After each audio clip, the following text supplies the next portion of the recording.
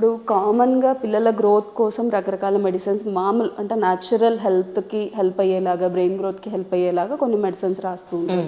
That is different.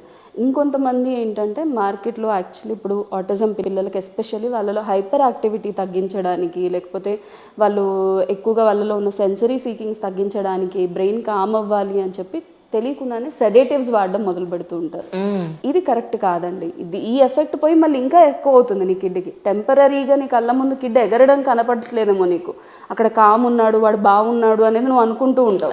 కానీ once నువ్వు ఆ మెడిసిన్ పాజ్ చేసావంటే ఉన్న ఇష్యూ ఇంకా ఎక్కువ అవుతుంది. సో బికాజ్ లైక్ అక్కడ నీకు నువ్వు వాడేదంతా సెడేటివ్, అది నువ్వు అర్థం చేసుకోవాలి. సో అలాంటి మెడిసిన్స్ అయితే వాడకూడదు. కొంతమంది ఎవరైనా సరే రాంగ్గా ప్రిస్క్రైబ్ చేసినా సరే, if you are aware of it, take the second opinion from other doctor, stop using it. So ఈ కండిషన్లో కిడ్లోంచి బయటికి తీసుకురావాలి అంటే థెరపీసే సొల్యూషన్ అండి.